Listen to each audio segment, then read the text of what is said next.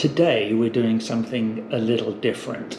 Well, these videos are actually cooking for Bill, my father, but I really don't think he's going to do this. But a number of people have asked me how I make what we're making today. And what we're making is South African Biltong. And what is South African Biltong, you may ask? I have some of my last batch here. That's what it is. It's cured, in this case, beef.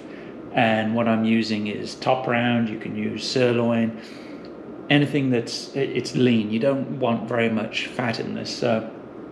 Top round, I've got this nice piece here. It's 2¼ pounds, and I think that costs $10. Yeah, I've got the label here from Fry's. Top round, 2¼ pounds, $10. Now, it would be nice to make this with some Kudu or Springbok, but that's not really available here in the States.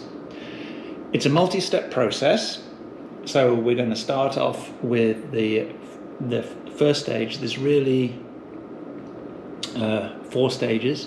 First stage is obviously slicing the meat and then salting it to get some of the moisture out of it, and that will also help for killing bacteria or stopping bacterial growth. Once that's done, we clean off the salt. We leave it for probably half an hour to an hour with the salt on, depending on how salty you want it. After that, once we clean the salt off, we cover it with a mixture of vinegar and Worcestershire sauce for a couple of hours, and that will tenderize it. And then we will do a rub, my magic rub, which is predominantly coriander. And this rub is much better if you freshly grind coriander seeds. So there's coriander seeds, black pepper. I put some cayenne pepper in there, some onion powder, and some garlic powder. Now, the quantities aren't really that important, and I've been playing with these, but it's probably 75% coriander, 25% black pepper, and then just a sprinkling of the cayenne and the other ingredients in there. But I've been experimenting, and I did one that was incredibly spicy and very peppery, which was about a 50-50 mix of freshly ground black pepper and coriander and cayenne pepper, a lot of cayenne pepper, and it was really good, but it was a bit over the top. So anyway, after you've done all that preparation, you then dry it, and I'll explain that process later. And then you slice it very thinly with a very sharp knife, and it tastes so good. It is very, very addictive. But well worth trying. First step, we've got to cut this meat. Make sure your knife is really sharp. So when you're cutting this, you want to cut along the lines. I'm not entirely sure why, but a lot of the research I did on this, they all said cut with the grain. So that's what we're going to do. Unfortunately, this piece, that's at 45 degrees, so we're going to get some funny end pieces. But you can dry those too. And you want to cut the pieces probably about ½ inch wide. You can make them wider. The last batch I actually did them about 1 inch wide. It just takes longer to dry. But we will go with ½ inch. And let's get a chunk off the corner here. So, no magic to it, just eyeballing the ½ inch. And these pieces, we are just going to lay down in this glass tray here. There's very little fat on this. This is good. This is a nice piece. I have to tell Julie how well she did in her shopping. There's just a little bit of fat on the bottom corner there. We'll cut that off. Kosher salt. Any salt will do, but the more coarse it is, the better. So what I'm going to do here is just put everything in my glass tray. Hopefully it'll all fit.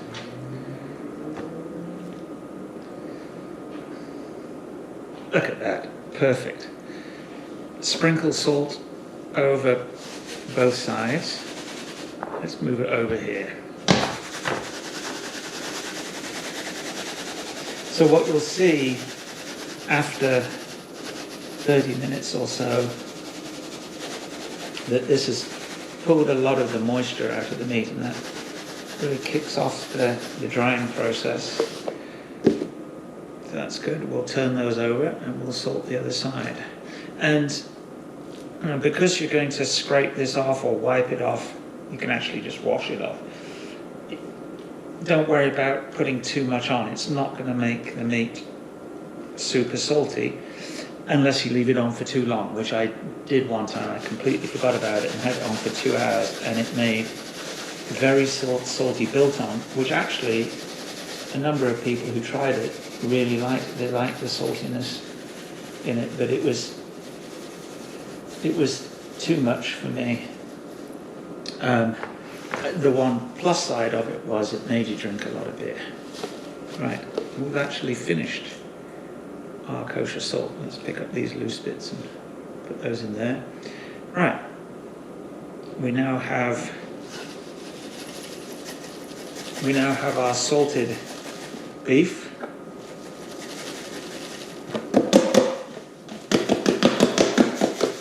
There's still some in there, I can hear it. We're done. We'll cover that.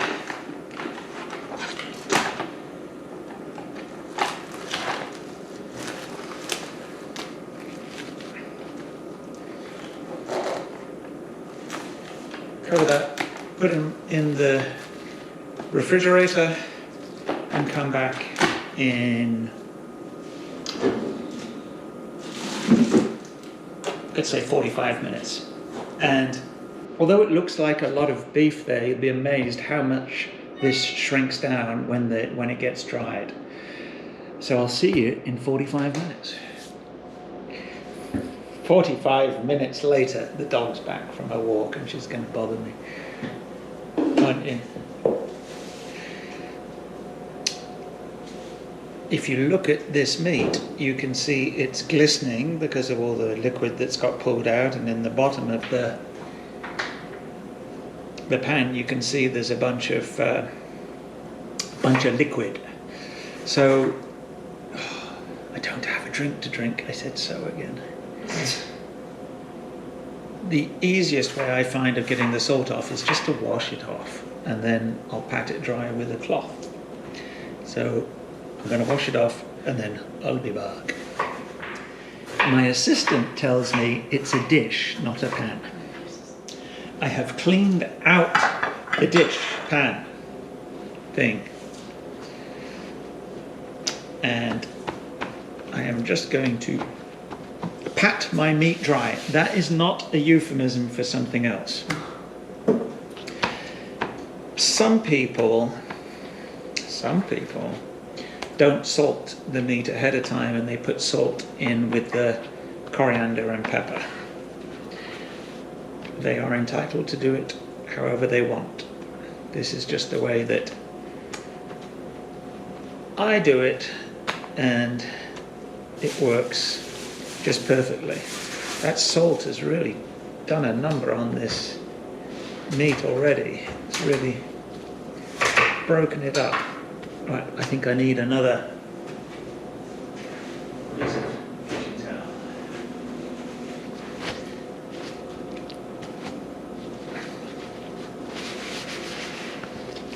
So there we go. I said so, but it was part of, you see, I say so a lot, and so, I said it again. No, but if it's part of a sentence, that's fine. It's when you start the word with the phrase with so. I decided that every time I say so on one of these videos, I have to have a drink of wine.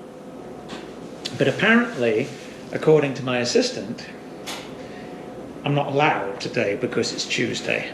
Nothing to do with me. You just said I couldn't. You just said it's Tuesday. Your choice, your decision. You're a big boy. I'm a big boy. As an alternative to so, you can say right. Platinum. Right. So that's the meat ready. It's all falling apart. That's good. Very tender. Now the the vinegar mix. I'm going to make that. I thought about saying so, but then I didn't. I'm going to make, you can use any vinegar for this. Red wine vinegar or cider vinegar is probably the best. But what I'm doing is a mixture of red wine vinegar, London pub malt vinegar,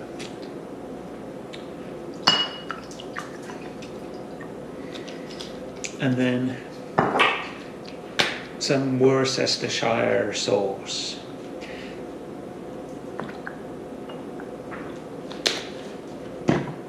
What the actual combination is, I don't know. It wants to be at least 50% vinegar, because the vinegar is... Excuse me, could you chop quietly, please? I'm talking. Quietly. She's chopping. No, you're chopping noisily. What do you want me to do? I want you, first of all, not to swear on my video, and secondly, I'd like you to chop quietly, I can please. chop quietly. Well, you just don't bang it down like that. Just do it. She's chopping noisily. Now, I can't remember what I said about the vinegar, but the vinegar is important in terms of what it does to the meat. What does it do to the meat? It tenderizes it, and also all these things help with stopping bacteria. You don't want it swimming in vinegar. You want just enough vinegar.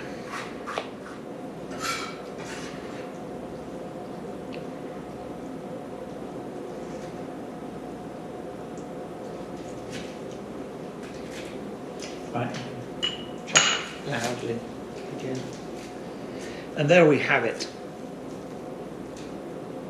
I'm just going to recover it with my cling film, saran wrap, whatever else you call it. What do you call this stuff? Plastic film. And put it back in the fridge for a couple of hours. And during that time I might turn it over if I remember. It's not critical because it's got vinegar on both sides. You can actually, if you've got a small quantity, you can just put it in a plastic bag and give it a good shake and make sure that the vinegar is well distributed. So with that, we will be back in a couple of hours. 2 hours later, the meat has been soaking in the vinegar mixture. So we're going to take it out, get rid of the excess vinegar.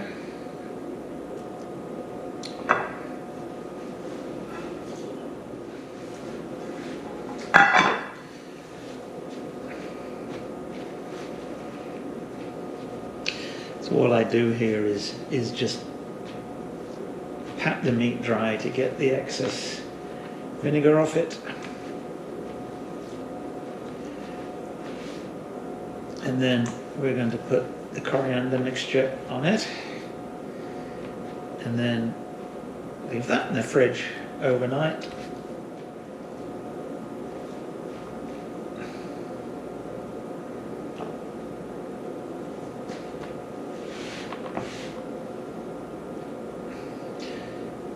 So once you wipe the vinegar mixture off the meat, you can put it back in the dish. Funny, it all fit before.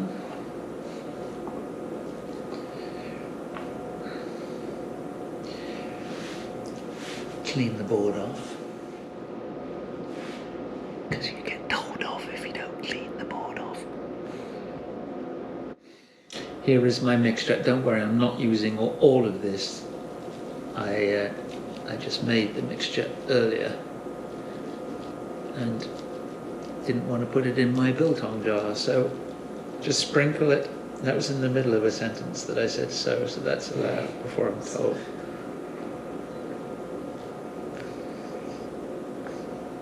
You ready to sneeze? Yeah, I'm about to sneeze.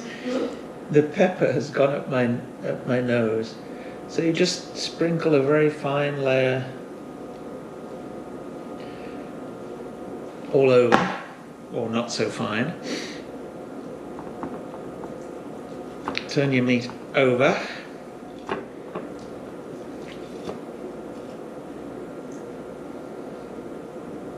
And sprinkle on the other side.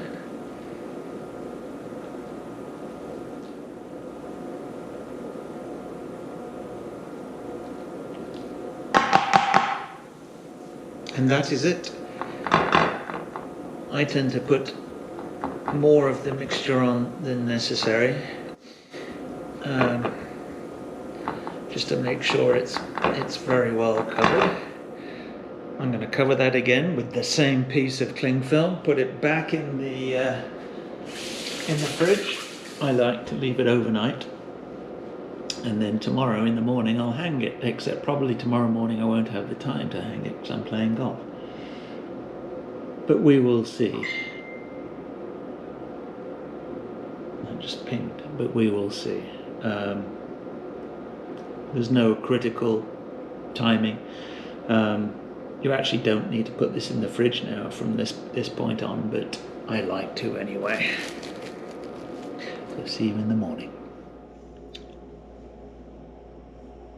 Right, it's the following day and I've got to be quiet because it's early and I'm going to play golf, and Julie's still asleep. And if I look tired, it's because the dog woke me up at 3:30 and I couldn't get back to sleep. So, I said so again, and it's too early for wine.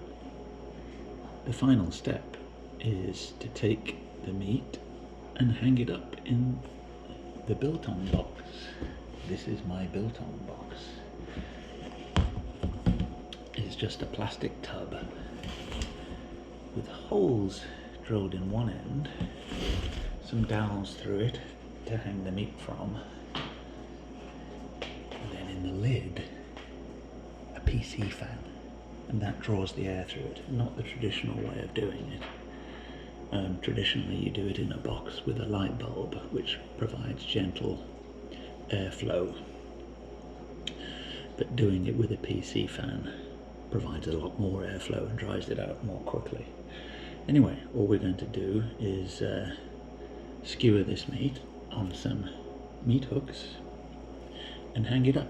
Important to make sure the pieces don't touch each other.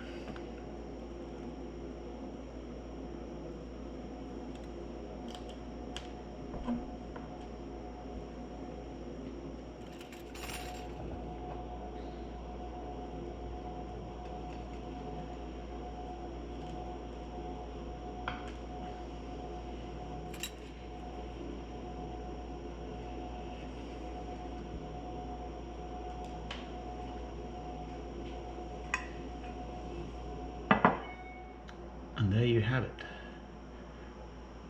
So the meat is hanging up. I just put the lid on.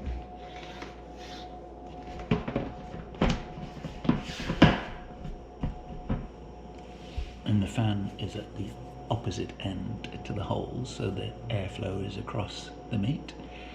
I'll plug it in, and in 3 days we will have a delicious biltong. We'll see you then. So here we see the biltong doing its stuff. These stick out for no particular reason, I just didn't cut them off. So this thing sits in the garage for, as I said, for like 3 days.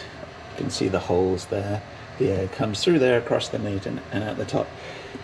Now this does smell a little bit for the first day or so, which is why I've put it in the garage. It's so dry here that this will be done very quickly, and there are no insects around this time of year, which is why those holes are not covered. When summer comes around and we do get a few insects, I will put some mesh over that and over the fan here. But that's it. And we will check in. We will check in on a regular basis and see how it's doing. Off to play golf. Here we are 1 day later, and you can already see that those strips of meat are starting to dry out. Who knows, we may have biltong for the weekend. It's, what day is it? Thursday. So Saturday, it should be ready to slice. Yummy. And here we are on the second day of drying. It really has changed how it looks. We're not quite there yet. And it's been raining a lot. Yes, raining in the desert. Which means it will dry out less quickly because there's a lot more humidity in the air. So at least one more day, and then we'll give it a squeeze and see how it is. So day 3 of drying, I think we're there. Now, you just need to give it a little squeeze. You don't want it to be rock hard. You want some give in it, and this feels like it's just about right. So let's take one of these out. So this is what it looks like after 3 days of drying, and there's a little bit of spring to it, which tells me it's just about right. So I just need to get a sharp knife, and then we'll slice some of this and see what it's like. So let's have a look at this.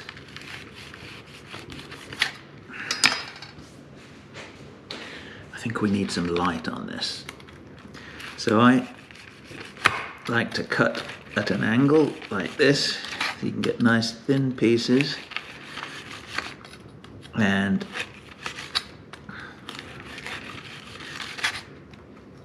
they're bigger. So this is done very nicely. So that's what it looks like. And now we have to taste it. So it's still quite moist.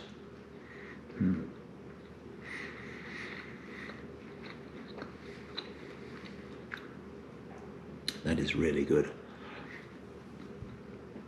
So this mixture was predominantly coriander, and it tastes really, really good. There's just a little kick to it with the pepper and the cayenne pepper.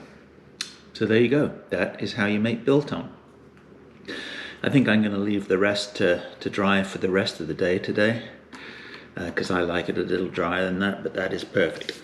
So that is how you make biltong.